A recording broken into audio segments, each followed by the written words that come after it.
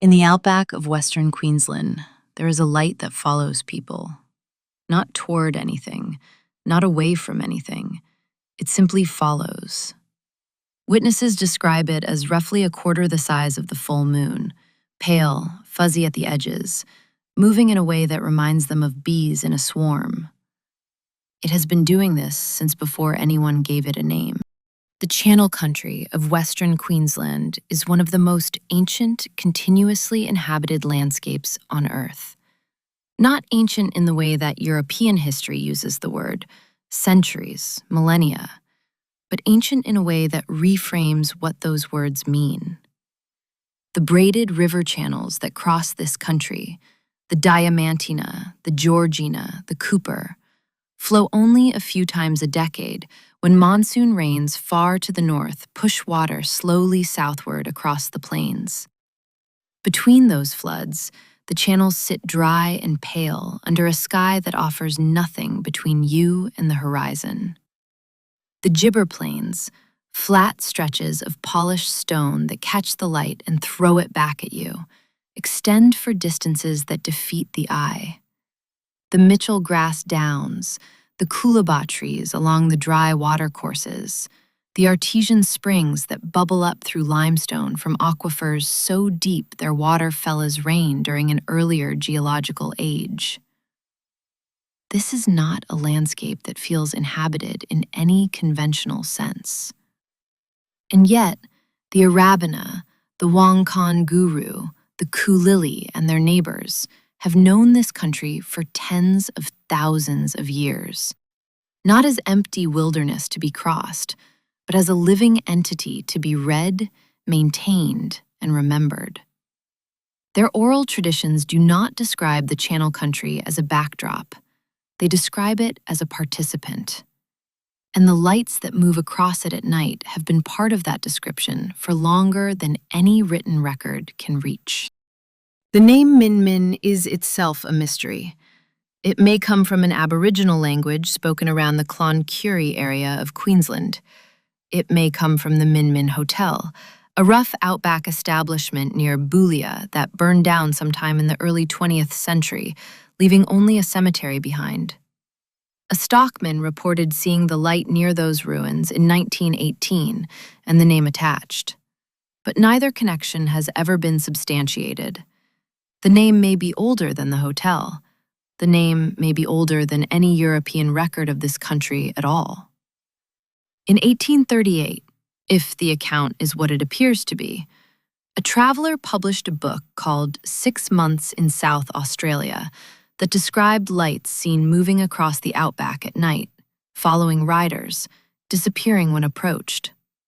Some researchers question whether what was described is truly the same phenomenon. Others accept it as the earliest European written record. What no one disputes is this. The Aboriginal nations of the Channel Country were describing these lights long before any European arrived to write anything down. Some language groups describe the lights as messengers, some as warnings, some as features of the landscape itself, as natural and as inexplicable as the artesian water rising from deep underground. And in the folklore that has grown up around them, across both Aboriginal and settler traditions, there's one detail that appears consistently. Anyone who chases the lights and catches them will never return to tell the tale. The accounts span nearly 2 centuries of European documentation and an oral tradition considerably older than that. What they share across that entire span is a specific and consistent set of behaviors that resist easy explanation. The light is typically described as pale, white or yellow most often, occasionally blue or green, shifting between colors within a single sighting. Its edges are not sharp. Witnesses reach for unusual comparisons. A ball of light with fuzzy, moving edges, they say, like bees in a swarm. About a quarter the size of the full moon as seen from the ground. On certain nights, bright enough to illuminate the ground beneath it and to cause nearby objects to throw clearly defined shadows. It appears over flat, open terrain, reported from the Ngarluma country of the Pilbara in Western Australia, as far north as Boulia in Queensland, as far south as Brewarrina in New South Wales, a reach of several thousand kilometers across some of the most remote country on Earth. It follows. This is the detail that appears in almost every account, regardless of era or observer. A stockman riding at night notices a light behind him, keeping pace. He speeds up, the light speeds up. He slows, the light slows. He stops, the light stops. He turns to approach it, the light retreats, maintaining the same distance. Witnesses in moving vehicles report the same behavior, the light keeping pace regardless of speed, retreating when approached, reappearing when the pursuit is abandoned. And on certain nights, a single light becomes two. Witnesses describe watching one light divide into two separate lights that then move independently before sometimes rejoining. No explanation that has been proposed accounts for all of this behavior simultaneously. The scientific community has not settled on one explanation for the Min Min light. They have proposed several, which is itself telling. John Pettigrew, a neuroscientist at the University of Queensland, proposed the most widely cited, a fata morgana, a rare atmospheric mirage that occurs when layers of air at different temperatures bend distant light sources over the horizon, making them appear to float, move, and follow. This explanation has a compelling implication that Pettigrew himself noted. The early Aboriginal accounts described stationary lights, consistent with distant campfires being bent over the horizon. The later accounts, from the 20th century onward, describe lights that move, consistent with vehicle headlights being bent instead. In other words, the scientific explanation does not dismiss the Aboriginal tradition, it accidentally confirms it. The lights were always real. There is simply more to refract now than there was before. Pettigrew went further still. He proposed that insects swarming with bioluminescent characteristics from local fungi might account for some sightings, or a species of owl carrying its own naturally occurring bioluminescence. No such owl has ever been captured or observed. No bioluminescent source bright enough has ever been identified. Others have suggested piezoelectric effects, light generated by pressure on crystalline rock during seismic activity, though the geology of most documented locations makes this a difficult fit. Each of these explanations is scientifically defensible on its own terms. None of them explains a light that casts shadows on the ground beneath it. None of them explains a light that maintains a fixed distance from a moving vehicle at any speed. None of them explains what was seen before any road ran through this country, before any vehicle traveled it, before any campfire burned on its plain. The people of the Channel Country say the same thing the people of Paulding, Michigan say. That may explain a light. It does not explain what we have been seeing. The Channel Country is not empty. It has never been empty.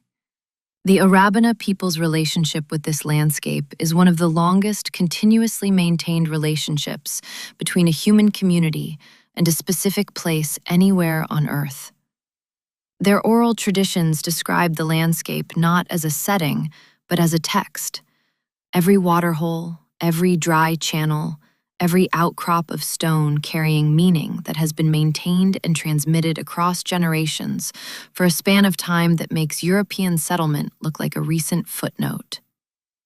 The rock art of the region, markings on sandstone outcrops that in some cases predate anything comparable in Europe, records a relationship with this country that includes its lights, its water, its animals, and its silences.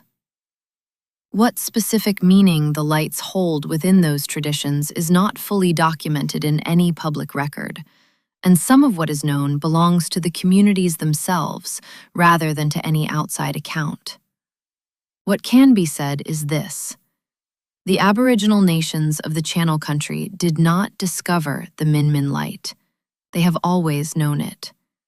It was part of their understanding of this landscape long before it had a European name, long before the Min Hotel existed to lend it one, long before any stockman wrote down what he saw following him home across the plains at night. The light does not belong to the legend. The legend belongs to the light. On the other side of the world, in a valley in Michigan's Upper Peninsula, a community built a wooden platform so that people would have somewhere to stand while they watched a light they could not explain. They erected a Forest Service sign that offers a ghost story, a railroad brakeman's lantern swinging forever, as the official explanation. Scientists drove a car down a highway 5 miles away and watched the light appear in sync with their headlights. They published their findings. The locals said, "That is not what we have been seeing." Here, in the Channel Country, the story is the same in every meaningful way. Different hemisphere, different landscape, different scientific hypotheses, different cultural traditions extending back into different deep times. And the same light, doing the same things, confounding the same explanations, for the same reason, which is that no explanation has yet been large enough to hold it. The Min Hotel is gone. Only the cemetery remains, and the name it lent to something that was already old when the hotel was built, if it lent the name at all.